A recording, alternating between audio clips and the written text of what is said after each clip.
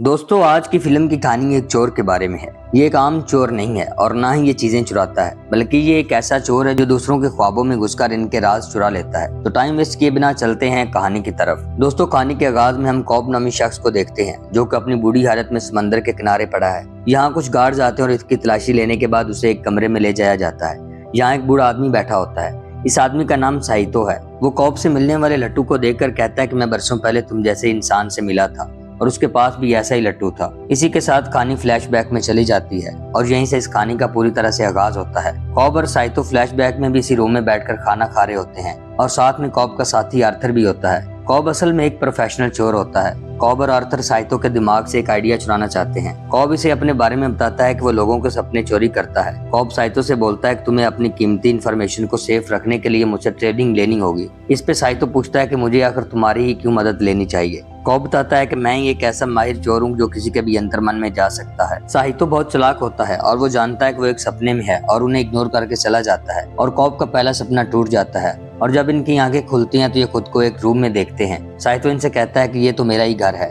लेकिन जब कॉब इससे इन्फॉर्मेशन निकलवाने के लिए सवाल करता है तो इसी दौरान इसकी नजर कालीन पर पड़ती है और वो जान जाता है कि ये भी एक सपना ही है और वो इनसे कहता है कि तुम अभी भी मुझसे इन्फॉर्मेशन निकलवाना चाहते हो। इसी वक्त इनका ये दूसरा सपना भी टूट जाता है और ये खुद को एक चलती ट्रेन में पाते हैं और ये सपना इनके टीममेट नैश के दिमाग में चल रहा था। कॉब ने इस काम के लिए एक पूरी टीम बनाई होती है जिसमें कॉब, आर्थर और नैश होते हैं। नैश एक आर्किटेक्ट है और वो सपनों की दुनिया का ऐसा नक्शा बनाता है जिससे सामने वाले को लगे कि उसकी अपनी ही दुनिया है, जबकि कॉब किसी भी चोरी का प्लान बनाता है और आर्थर इसका साथ देता है। दूसरे सपने की नाकामी के बाद कॉब और आर्थर भाग रहे होते हैं तो साइतो इनके सामने होता है और उसने नैश को बंदी बना रखा होता है। साइतो अपने आदमियों से नैश को ले जाने को बोलता है। कॉब साइतो से पूछता है कि तुम नैश का क्या करोगे। इस पे साइतो इनसे कहता है कि तुम्हें मेरे लिए काम करना होगा वरना तुम्हारा दोस्त मारा जाएगा। कॉब इसे कहता है कि मुझे क्या करना होगा। साइतो बताता है कि एक बिजनेसमैन है जिसका नाम है मॉरिस फिशर, जो कि एक बूढ़ा आदमी है और मेरा कॉम्पिटिटर भी है और अगर वो अपने विजन में कामयाब हो गया तो आधी दुनिया उसके हाथ में होगी। साइतो मजीद बताता है कि मॉरिस फिशर का एक बेटा है जिसका नाम है रॉबर्ट फिशर।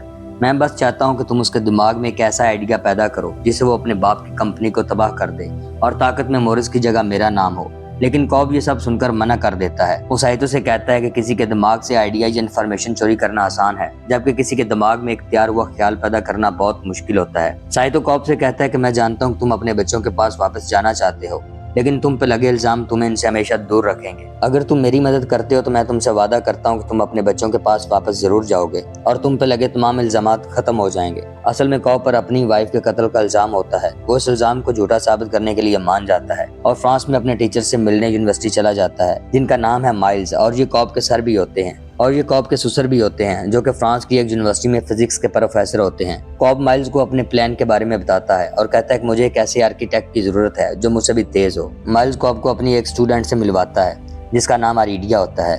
कॉब इससे कहता है कि मुझे एक ऐसे आर्किटेक्ट की जरूरत है जो सपनों की दुनिया में मेरे लिए अच्छी बिल्डिंग्स और नक्शे बना सके। कॉब मजीद कहता है कि जितना अच्छा आर्किटेक्ट का दिमाग होगा इतना ही ज्यादा क्लाइंट जाल में फंसेगा, लेकिन इसके लिए तुम्हें एक टेस्ट पास करना होगा। कॉब इसे बताता है कि तुम्हें 2 मिनट में एक ऐसी भूल भुलैया बनानी होगी जिसे तुम 1 मिनट में हल कर सको। आरिडिया काफी ट्राई करने के बाद कॉब के मुताबिक भूल भुलैया बनाने में कामयाब हो जाती है। इसके बाद हम इन दोनों को एक कॉफी शॉप में देखते हैं। कॉब इसे बताता है कि असल में ये दुनिया जो तुम देख रही हो एक सपना है, ना कि हकीकत, और तुम भी इस वक्त एक सपने में ही हो और इसी वक्त यहाँ नजर आने वाली हर चीज ब्लास्ट होने लगती है। इस तरह आरिडिया को पता चलता है कि ये कॉब के अंतर मन की बनाई गई एक दुनिया है। इस सब आर्किटेक्ट को देखकर आरिडिया भी इस ख्याली दुनिया में आर्किटेक्ट बनाने लगती है और वो बिल्कुल ऐसी दुनिया बनाने लगती है जैसी उसने हकीकत में देखी थी। जैसा कि कॉलेज के लिए जब वो कोई रास्ता लिया करती थी या फिर घर जाने के लिए वो जिस रास्ते से आया करती थी, उन सब को अपने दिमाग के इमेजिनेशन के साथ मिलाकर एक सपनों की दुनिया तैयार करती है। तभी कॉब उसे मना करता है कि कभी भी असली चीजों और जगहों को अपने दिमाग में इमेजिनेशन मत करना और अगर तुमने ऐसा किया तो तुम सपनों की दुनिया में रह जाओगी। इसी वक्त जहाँ कॉब की बीवी मेल आ जाती है और वो आरिडिया को जान से मार डालती है। मरने पे आरिडिया की आंख खुलती है और वो खुद को एक वर्कशॉप में पाती है जहाँ उसे पता चलता है कि वो एक सपने में थी। कॉब आरिडिया को सपनों की दुनिया के बारे में बताता है कि सपने की दुनिया हकीकत से बहुत अलग है, क्योंकि सपनों की दुनिया हमारी दुनिया से 20 गुना तेज चलती है। अगर हमने असली दुनिया में 20 मिनट गुजारे तो सपनों की दुनिया में कई घंटे होते हैं और उन सपनों में जाने के लिए हमारी मदद ये मशीन करती है जिन्हें मिलिट्री ने अपने काम के लिए बनाया था, लेकिन अब हम लोग भी इसका इस्तेमाल करते हैं। कॉब इसे मजीद इन्फॉर्मेशन बताता है कि अगर तुम्हें सपने में चोट लगती है तो इस दर्द का एहसास तुम्हारे दिमाग को होगा और अगर सपने में तुम्हारी मौत हो जाए तो तुम्हारा सपना टूट जाएगा। अगर सब कुछ अच्छे तरीके से चलता रहे तो हमें एक टाइम लूप मिलता है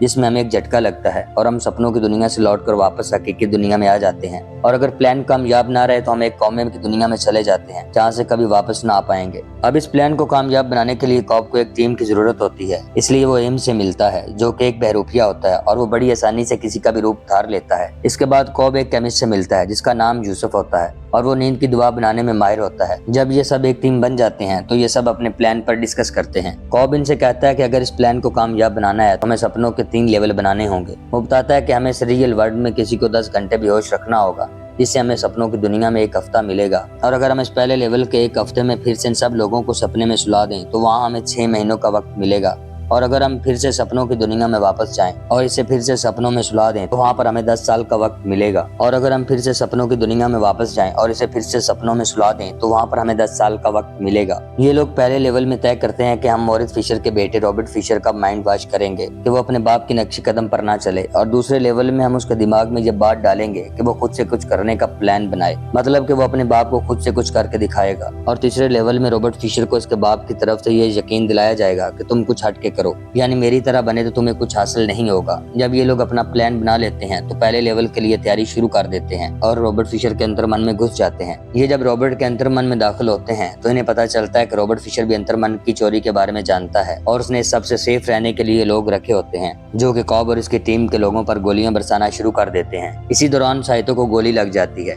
इस पे टीम के दूसरे लोग कहते हैं कि हमें साइतो को जान से मार देना चाहिए ताकि वो जाग जाए। कॉब बोलता है कि हम ऐसा नहीं कर सकते क्योंकि ऐसा करने से साइतो हमेशा के लिए सपनों की दुनिया में रह जाएगा, क्योंकि नींद की डोज बहुत ज्यादा दी गई है, इसलिए हमें अभी सपनों की दुनिया के दूसरे लेवल में जाना होगा, इससे साइतो का दर्द कम हो जाएगा। इस तरह सब लोग सपनों की दुनिया के दूसरे लेवल में जाने के लिए तैयार होते हैं। दूसरे लेवल में ये लोग रॉबर्ट के मुंह पर एक कपड़ा डालकर उसे एक वैन में डाल देते हैं और यूसुफ को वैन चलाने के लिए दे देते हैं, और सब लोग एक मशीन से खुद को कनेक्ट करके सपनों की दुनिया के दूसरे लेवल में पहुंच जाते हैं, जहां कॉब का काम ये होता है कि वो रॉबर्ट का वकील बनकर उसके दिल को जीत ले ताकि वो अपने तमाम राज उसके सामने रख दे जिससे उनका काम आसान हो जाए। एक तरफ ये लोग रॉबर्ट की मदद कर रहे होते हैं, वो इसे बताते हैं कि हम आपके लिए यहाँ आए हैं और हम आपके मन के अंतर्मन में आए हैं ताकि कोई भी आपके दिमाग से इंफॉर्मेशन चोरी ना कर सके।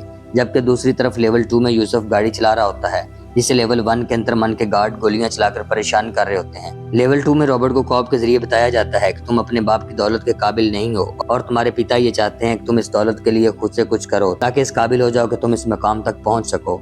इस काम में एम्स इनकी मदद करता है जो कि ब्रॉनी के रूप में रॉबर्ट के सामने आता है। रॉबर्ट को पता चलता है कि वो ब्रॉनी ही है जो मेरे बाप से गद्दारी कर रहा है और उसे रोकने के लिए वो ब्रॉनी के अंतर्मन में जाते हैं।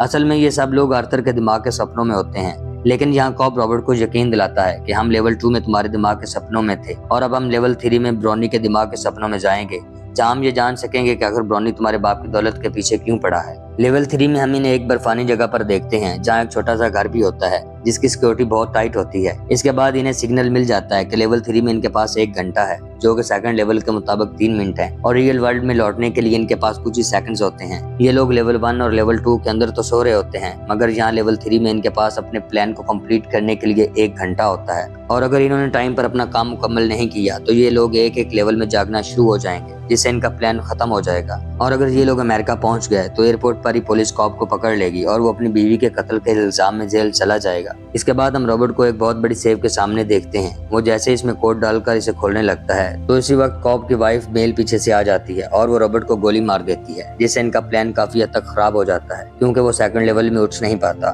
क्योंकि इन सब ने नींद की काफी ज्यादा डोज ले रखी होती है। अगर वो सेकंड लेवल में जागता भी है तो हमेशा के लिए वो इसी सपने में रह जाएगा। मेल का इस कहानी में किरदार ये है कि वो कॉब की वाइफ थी और दोनों मिलकर सपनों की दुनिया में जाया करते थे और जो इनका दिल करता था ये वही बनाते थे। ये दोनों एक दूसरे से वादा करते हैं कि ये एक साथ बूढ़े होंगे। ये सपनों की दुनिया में इस तरह खो जाते हैं कि इन्हें हकीकत और सपने की दुनिया का फर्क ही नहीं रहता। इस तरह ये दोनों सपनों की दुनिया में 50 साल गुजार देते हैं। जब ये दोनों सपनों की दुनिया से वापस लौटते हैं तो मेल को लगता है कि वो अभी भी सपने की दुनिया में है, इसलिए वो अपनी एनिवर्सरी वाले दिन खुदकशी करने का फैसला करती है। वो कॉब से कहती है कि हमें वापस हकीकी दुनिया में जाना होगा क्योंकि वहाँ हमारे बच्चे इंतजार कर रहे हैं, जबकि कॉब जानता था कि वो पहले से ही रियल वर्ल्ड में है। वो मेल को बहुत समझाने की कोशिश करता है मगर उसे कॉब पर यकीन नहीं आता। मैं आपको पहले ही बता चुका हूँ कि सपने की दुनिया से निकलने के लिए अपनी जान देनी पड़ती है, इसलिए मेल ऊपर से कूद जाती है और एक लेटर लिख जाती है कि मेरी मौत का जिम्मेदार कॉब है। इसलिए कॉब का वकील उसे भाग जाने का मशवरा देता है। इस तरह मेल जो कि मर चुकी है वो आज तक कॉब की यादों में जिंदा है और कॉब जब भी कोई सपना देखता है तो वो मेल को अपने सामने पाता है, इसलिए मेल उसे अपनी तरफ खींचती है ताकि वो भी अपनी जान देकर हमेशा उसके साथ सपनों की दुनिया में रह जाए। लेवल 3 में रोबोट को गोली लगी होती है और वो मरने के करीब होता है। इसलिए ये एक नया प्लान बनाते हैं कि वो सपनों की दुनिया का लेवल 4 बनाएंगे और वहाँ से वो रोबोट को नीचे गिरा देंगे, जिससे लेवल 4 में उसकी मौत हो जाएगी और वो लेवल 3 में जाग जाएगा। लेकिन इस लेवल 4 में काफी मुश्किल होगी क्योंकि वहाँ भी कॉब की वाइफ मेल होगी और वो इसे रोकने की कोशिश करेगी क्योंकि वो हमेशा से यही चाहती है कॉब इसके साथ सपने की दुनिया में रह जाए। आरिडिया और कॉब दोनों एक साथ लेवल 4 में जाते हैं। ये दोनों सीधे जाते हैं मेल के पास। मेल जो कि अपने पुराने घर में बैठी होती है। ये दोनों जानते हैं कि रोबोट मेल के पास है, इसलिए वो लेवल 4 में रोबोट को ऊपर से फेंक देते हैं, जिससे वो लेवल 3 में जाग जाता है। यहाँ रोबोट अपने बाप के पास जाता है और कहता है कि मुझे अफसोस है कि मैंने आपको नाराज किया और आपकी बात नहीं मानी। इस पे इसका बाप कहता है कि मैं बस तुमसे किसी वक्त में नाराज था कि तुम मेरे जैसे नहीं बन पा रहे। इस पे इसका बाप कहता है कि मैं बस तुमसे किसी वक्त में नाराज था कि तुम मेरे जैसे नहीं बन पा रहे। इससे रोबोट समझ जाता है कि इसका बाप चाहता है कि वो अपने दम पे कुछ करके दिखाए और वो अपने बाप से हट के कोई और बिजनेस करे। इसलिए वो फैसला करता है कि वो कुछ अलग ही करेगा और एक नई कंपनी बनाएगा। इस तरह लेवल 3 का सपना टूटने लगता है और सब एक एक करके जागने लगते हैं, लेकिन कॉब और साइतो लेवल 3 में रह जाते हैं। ये इसलिए होता है कि लेवल 3 तक आते आते साइतो की हालत काफी खराब हो जाती है और वो झटके से लेवल 2 में जाग नहीं पाता और वहीं अटक जाता है। कॉब को इस बात का ख्याल होता है कि साइतो के जागने से पहले अगर जहाज लैंड कर गया तो उसे एयरपोर्ट पर उसकी वाइफ के कत्ल में अरेस्ट कर लिया जाएगा। इसलिए इसका साइतो के साथ रहना जरूरी होता है और वो भी लेवल 3 में ही रहता है ताकि वो दोनों रियल वर्ल्ड में एक साथ जागे, क्योंकि वो साइतो ही है जिसने कॉब को एयरपोर्ट से निकालने का वादा किया था। इसलिए कॉब लेवल 3 में साइतो को तलाश करने निकल पड़ता है और आखिर वो काफी मुश्किल के बाद साइतो को ढूंढ लेता है। ये दोनों एक दूसरे से बात करते हैं, जिससे इनको पता चलता है कि ये दोनों एक दूसरे को जानते हैं। इसलिए ये दोनों खुद को मार देते हैं ताकि रियल वर्ल्ड में एक साथ जाग सकें। मरने के बाद ये खुद को एक जहाज में देखते हैं जहाँ से ये प्लान शुरू हुआ था और इन्हें अब तक 10 घंटे बीत चुके होते हैं, जबकि सपनों की दुनिया में वो कई साल गुजार देते हैं। सपने से जागने के बाद साइतो यूएस पुलिस को कॉल करता है और कॉब पर लगे तमाम इल्जामात मिटाने को कहता है। इस तरह कॉब इस मिशन के जरिए अपनी फैमिली के पास वापस जाता है और अपने बच्चों से मिलता है। दोस्तों, इस फिल्म की कहानी के बाद पेश है इस फिल्म का एनालिसिस। दोस्तों, क्रिस्टोफर नोलान की हिदायतकारी में इंसेप्शन एक पेचीदा, ख्याली और ज़हन को झंझोड़ देने वाली साइंस फिक्शन फिल्म है जो 2010 में रिलीज हुई थी। ये फिल्म ख्वाबों के अंदर ख्वाब बुनने और शऊर की तहों को खोजने के बारे में है। मरकजी किरदार डॉम कूब एक ऐसा शख्स है जो ख्वाबों में दाखिल होकर दूसरों के ज़हन से राज चुरा लेता है। इंसेप्शन फिल्म एक जज्बाती जिद्दोजहद भी है। एक बाप की अपने बच्चों तक वापसी की ख्वाहिश, एक शोहर का अपनी बीवी की यादों में कैद रहना और एक टीम की मिलकर ज़हन की गहराइयों में उतरने की जुस्तजू। फिल्म की सबसे मुतासिरकुन चीज इसकी स्क्रिप्ट ख्वाबों की तहें और हकीकतों फ़रेब के दरमियान लकीर को धुंधला करता है। जैसे जैसे फिल्म आगे बढ़ती है, विजुअल इफेक्ट्स, सस्पेंस और हांस जिमर की मौसीकी नाजरीन को मुकम्मल तौर पर अपनी गिरफ्त में ले लेती है। इस फिल्म को लिखने वाले ने कमाल कर दिया है। आपको चाहिए कि इस फिल्म को एक मरतबा जरूर देखें। और यहीं पर इस कहानी का एंड हो जाता है। दोस्तों, आपको आज की कहानी पसंद आई हो तो लाइक और सब्सक्राइब कर दें।